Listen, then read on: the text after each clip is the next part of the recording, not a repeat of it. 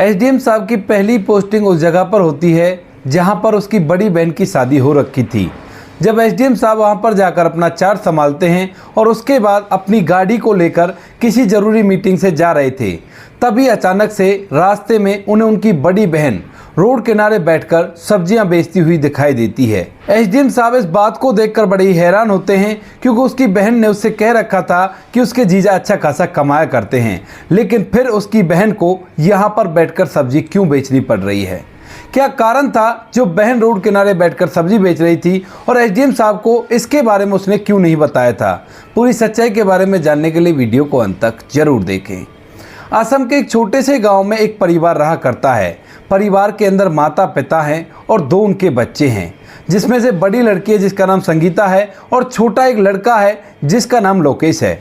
संगीता और लोकेश में 10 साल का फ़र्क है, यानी कि बड़ी बहन छोटे भाई से 10 साल बड़ी है और माता पिता बच्चों की अच्छे से देखभाल कर रहे हैं। बड़ी बहन की पढ़ाई लिखाई हो गई थी और उसके बाद वह शादी के योग्य हो जाती है। माता पिता के पास ज़्यादा पैसा नहीं था, इधर उधर छोटी मोटी मेहनत मजदूरी किया करते थे और उसी से अपना गुजारा किया करते थे। जब बेटी शादी के योग्य हो जाती है तो उसके बाद वह उसके लिए लड़का ढूंढने लगते हैं और ढूंढते ढूंढते उन्हें एक लड़का मिल भी जाता है जो कि शहर का रहने वाला था और अभी पढ़ाई लिखाई कर रहा था। असलियत में तो उसके पिता भी मजदूरी किया करते थे, लेकिन बच्चे की पढ़ाई लिखाई को देखकर माता पिता सोचते कि अच्छा होगा, शहर का रहने वाला है और हमारी बेटी की ज़िंदगी बदल जाएगी। यही सोचकर जो माता पिता होते हैं उस लड़के से, जिसका नाम महेश होता है और जो फिलहाल अपनी ग्रेजुएशन की पढ़ाई कर रहा है, उससे उसकी शादी करा देते हैं। और शादी होने के बाद जो संगीता है वो दुल्हन बनकर महेश के घर में चली जाती है। शादी में ज़्यादा रुपए पैसा नहीं लगाया गया था, छोटे मोटे जेवर जो माँ ने अपनी बेटी को दिए थे उनसे ही उसकी शादी कर दी गई थी। वहाँ जाकर संगीता महेश के घर में रहने लगती है और अच्छे से महेश के माता पिता का ख्याल रखा करती है। लेकिन जैसे ही महेश और संगीता की शादी को लगभग 1 साल बीतता है तो उसी दौरान संगीता को पता चलता है कि महेश पढ़ने लिखने में काफ़ी ज़्यादा कमज़ोर है। वह तो अब तक केवल शादी के लिए पढ़ाई कर रहा था। यह बात संगीता को बुरी तो बहुत लगती है, लेकिन महेश की समझदारी इस बात पर भारी पड़ती है और इसी वजह से संगीता महेश को समझने लगती है। दरअसल महेश काफ़ी ज़्यादा समझदार था। वह संगीता के दुख सुख को समझा करता था और उससे अच्छी तरह से बात किया करता था। तो इसी वजह से जो संगीता होती है उसके इस राज को अपने घर नहीं बताती है और उस घर के अंदर हंसी खुशी रहने लगती है। महेश उसी समय पर जब उसकी शादी होती है तो उसके बाद अपनी पढ़ाई लिखाई को छोड़ देता है और अपने पिता के साथ मेहनत मजदूरी करने लगता है। संगीता को इन बातों से कोई भी प्रॉब्लम नहीं होती है और सब कुछ ऐसे ही चलता रहता है।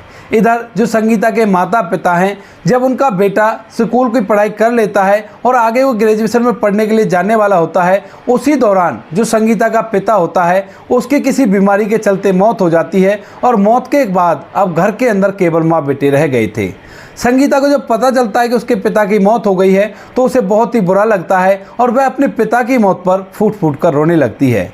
इसके बाद वो अपने माँ और अपने भैया के पास आती है और वहाँ पर आकर उन्हें बहुत सारा सहानुभूति देती है और कहती है कि माँ और भैया आप चिंता मत करो, हम है ना, हम सब कुछ देख लेंगे। इसके बाद धीरे धीरे 12 दिन कंप्लीट हो जाते हैं और 12 दिन तक संगीता के पिता का शोक मनाया जाता है। लेकिन जैसे शोक का समय कंप्लीट होता है तो उसके बाद सभी अपने अपने काम धंधे में लगने लगते हैं, लेकिन संगीता अभी तक यहीं पर टिकी हुई थी।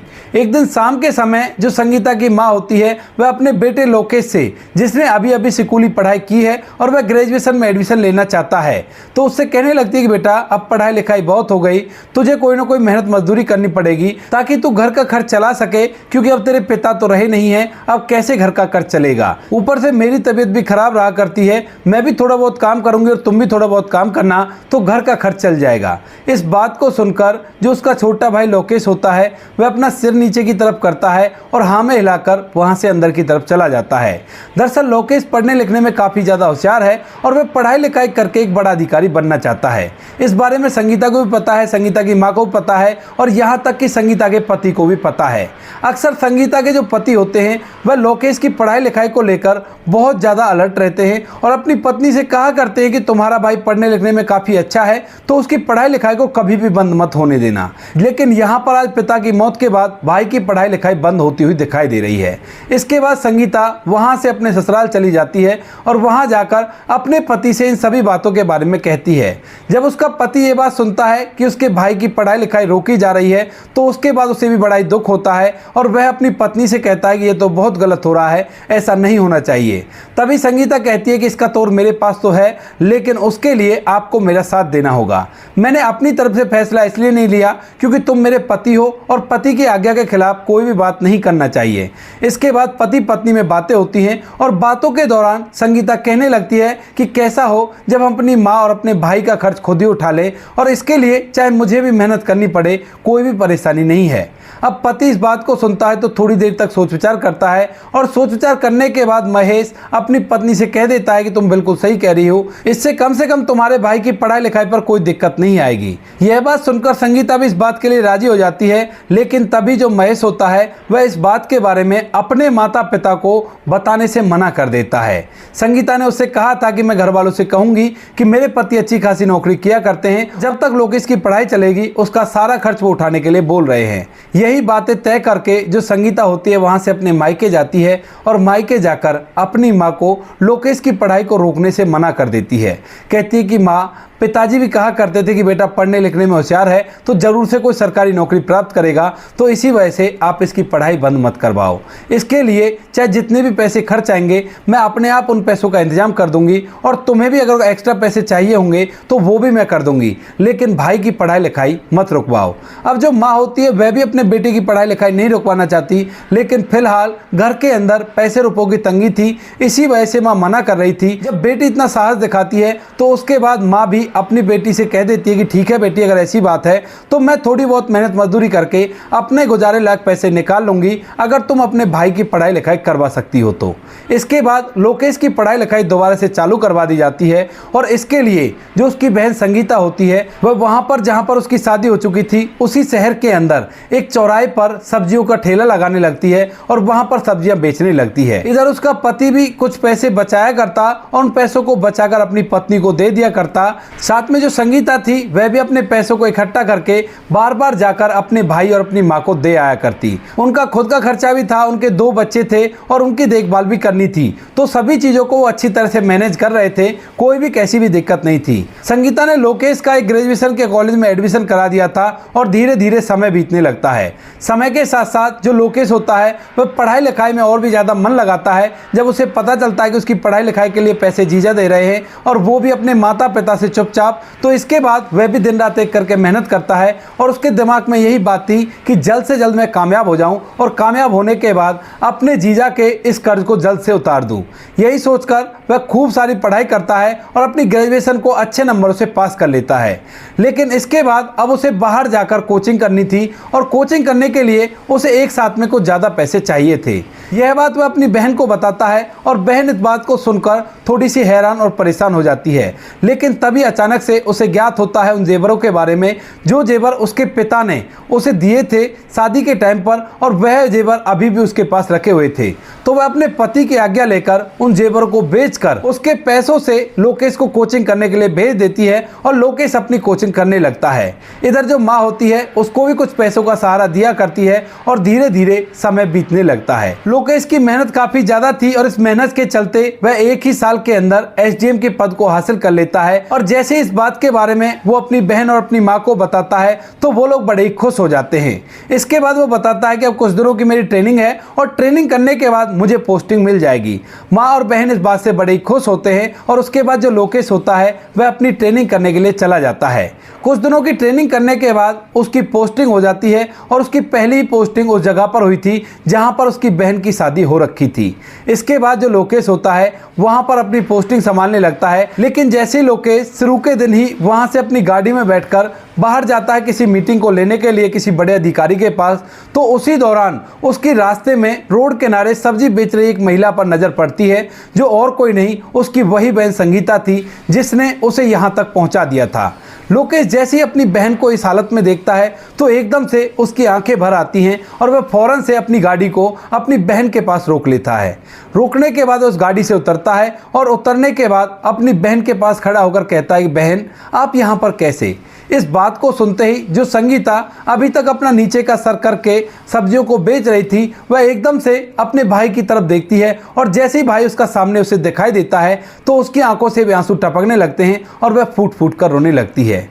जब वहाँ के आस पड़ोस के लोग ये देखते हैं कि एसडीएम साहब इस सब्जी बेचने वाली महिला के पास खड़े हो गए हैं और फूट फूट कर रो रहे हैं, तो वह भी बड़े हैरान होते हैं। इसके बाद जो लोकेश होता है अपनी आंखों के आंसू को पहुँचता है और अपनी बहन के आंखों के आंसू को भी पहुँचता है। कहता है कि बहन, आखिर तुझे ऐसी क्या परेशानी है जो तुझे यहाँ पर सब्जी बेचनी पड़ रही है? तुमने तो कहा था ना कि जीजा जी अच्छी खासी नौकरी किया करते हैं और कोई भी कैसी भी दिक्कत नहीं है। तो इसके बाद जो बहन होती है वो कहने लगती है कि नहीं भैया, ऐसी बात नहीं है, दरअसल मेरा मन नहीं लगा करता है, तो इसी वजह से मैं यहाँ पर सब्जियाँ बेचने के लिए आ जाया करती हूँ। लेकिन यहाँ पर संगीता की हालत को देखकर साफ साफ पता लगाया जा रहा था कि संगीता मन न लगने की वजह से सब्जी नहीं बेच रही थी, उसकी कोई ना कोई मजबूरी थी। अगर उसकी ऐसी बात होती तो उसके अच्छे खासे कपड़े होते और ज़्यादा सब्जियों के लिए वो इधर उधर आवाज़ नहीं लगाती, लेकिन आवाज़ लगा लगा के उसका गला भी बैठा जा रहा था। इसके बाद भाई इसकी इस बात को पहचान लेता है और कहने लगता है कि बहन, आखिर बात क्या है, तुम मुझे बता सकती हो? मैं तुम्हारा भाई हूँ ना, आज जो कुछ भी हूँ मैं तुम्हारी वजह से हूँ। अगर तुम मुझे अपनी समस्या बताओगी तो हो सकता है मैं उसका अच्छा सा समाधान कर दूँ। इसके बाद बहन एकदम से आंखों में आंसू ले आती है और कहने लगती है कि भाई, ये सब कुछ जो कुछ भी मैं कर रही हूँ वो तुम्हारी वजह से ही कर रही हूँ। दरअसल मैंने तुमसे और माँ से झूठ कहा था कि मेरे पति अच्छी खासी नौकरी किया करते हैं, वो भी मेहनत मजदूरी किया करते हैं, लेकिन जब हमने देखा कि तुम्हारी जो पढ़ाई लिखाई है वो रह रही है, तो इसकी वजह से मेरे पति ने और मैंने फैसला किया कि आज से मैं भी काम करूंगी और वो भी काम करेंगे और उन पैसों में से ही तुम्हारी पढ़ाई लिखाई कराएंगे। ऐसा कहते हुए वह दोबारा से रोने लगती है। अब जो लोकेश है वो अपनी बहन से कहने लगता है कि बहन, अगर ऐसी बात है तो अब तो मैं काम करने की क्या जरूरत है, क्योंकि मेरी पढ़ाई लिखाई भी हो गई है और मैं सरकारी नौकरी लग चुका हूँ। लेकिन तभी जो उसकी बहन है वो कहने लगती है कि भाई, अब काम करना इसलिए जरूरी है क्योंकि तुम्हें ज्ञात होगा जब तुम कोचिंग के लिए जा रहे थे तो तुम्हें कुछ ज्यादा पैसों की जरूरत थी, तो उसी समय मैंने अपने गहने बेच दिए थे और गहने बेचकर तुम्हें पैसे दिए थे। ये बात हमने अपने सास ससुर से छुपाई थी, लेकिन अचानक से एक दिन उनको पता चल जाता है कि मैंने अपने जेवर बेचकर वो पैसे तुम्हें दे दिए हैं, क्योंकि मैं और तुम्हारे जीजा अंदर बातें कर रहे थे और उसी की वजह से अब वो लोग हमसे लड़ाई कर रहे हैं और उनकी लड़ाई से बचने के लिए ही हम लोग मेहनत कर रहे हैं ताकि हम इतने पैसे कमा सकें कि उन जेवरों को बना सकें। यह बात सुनकर भाई की आंखें भी नम हो जाती हैं और वह एकदम से बहन से इन सब कामों के लिए मना करता है और कहता है कि बहन, तुम चिंता मत करो, अब मैं आ गया हूं ना, अब तुम्हें कुछ भी नहीं करना होगा। बहन उससे मना करती है, कहती है कि नहीं भाई, कोई बात नहीं, तू अपनी ज़िंदगी को आराम से व्यतीत कर, मैं सब कुछ मैनेज कर लूँगी। लेकिन भाई उसकी एक नहीं सुनता। उसके बाद वह अपनी बहन को फ़ौरन वहाँ से घर जाने के लिए कह देता है और कहता है कि तुम्हें मेरी कसम है, आज के बाद तुम बिल्कुल भी सब्जियों का ठेला नहीं लगाओगी।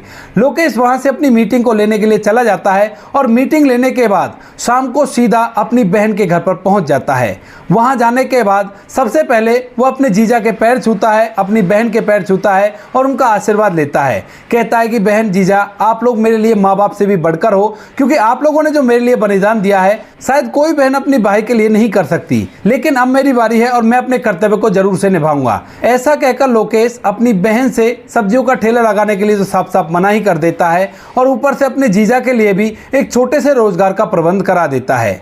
अब एसडीएम साहब ने रोजगार का प्रबंध करा दिया था और अपनी पढ़ाई लिखाई के हिसाब से उसने उसका ऐसा रोजगार बनवाया था जिसकी उसे अच्छी खासी आमदनी हो जाया करती थी। इसके बाद जो लोकेश होता है, जैसे उसके पास कुछ पैसे इकट्ठा होते हैं तो अपनी बहन के लिए उन जेवरों से भी ज़्यादा जेवर बनवा देता है जो जेवर उसने कभी उसकी पढ़ाई के लिए बेचे थे। यह बात देखकर बहन की आंखों में आंसू आ जाते हैं और जब ये सारी बात लोकेश की माँ को पता चलती है तो वह भी इस बात के लिए हाथ मलती रह जाती है कि वाह मेरी बेटी, तूने अपने भाई के लिए वो कर दिखाया जो शायद ही कोई बहन कर पाती। इसके बाद जो लोकेश का जीजा महेश होता है, उसका भी कारोबार अच्छा सा चलने लगता है और उसे कोई भी कैसी भी समस्या नहीं होती। वह अच्छे से पैसे कमाया करता और उन पैसों से अच्छे से घर परिवार चलने लगता है। धीरे धीरे जो लोकेश होता है उसकी शादी की उम्र हो जाती है और जैसे उसकी शादी की उम्र होती है तो उसके बाद लोकेश की माँ के पास लोकेश के लिए ढेर सारे रिश्ते आने लगते हैं, क्योंकि अब एक सरकारी नौकरी में है और बहुत बड़े पद में है, तो अच्छे अच्छे घरों से उसके लिए रिश्ते आते हैं। अब लोकेश की माँ उससे पूछती है कि बेटा, बहुत सारे रिश्ते आ रहे हैं और तुम ऐसा करो, किसी लड़की को पसंद कर लो और उससे शादी कर लो, क्योंकि अब तुम्हारी शादी की उम्र हो गई है। इसके बाद लोकेश अपनी माँ से एक ही बात कहता है कि माँ, मेरी जो ज़िंदगी बनी है ये मेरे बहन और जीजा की देन है, तो वही लोग मेरे लिए लड़की पसंद करेंगे, तुम उनको बुला लो, जो लड़की उन्हें पसंद होगी मैं उसी से शादी कर लूँगा। अब माँ इस बात को सुनकर थोड़ी सी हैरान होती है और तभी जो बेटा होता है वो उससे कहने लगता है कि माँ देखो, मेरी ज़िंदगी बनाने के लिए उन्होंने अपनी पूरी ज़िंदगी दांव पर लगा दी, तो इसी वजह से मेरी शादी के ऊपर उन्हीं का हक है और वही जो लड़की पसंद करेंगे उसी से मैं शादी करूँगा। यह बात लोकेश की जो माँ होती है वो अपनी बेटी और अपने दामाद को बताती है और बेटी और दामाद इस बात को सुनकर बड़े ही खुश होते हैं और कहने लगते हैं कि कोई बात नहीं माँ, वो तो बाबला हो गया है, तुम कोई भी लड़की पसंद कर दो और उसी से उसकी शादी करा दो। लेकिन तभी जो माँ होती है वो कहती है कि नहीं बेटी, ऐसा नहीं करूँगी, शादी ब्याह का मामला है, अगर बाद में उसे ऐसी कुछ बात का पता चला कि ये लड़की मेरी बहन और जीजा की पसंद नहीं है, कहीं बाद में वो मना ना कर दे। इसके बाद उसके बहन और जीजा लड़कियाँ देखने के लिए उसकी माँ के साथ जाया करते हैं और एक लड़की उसके लिए पसंद कर देते हैं। लड़की का नाम पूनम होता है और पूनम से लोकेश की शादी करा दी जाती है।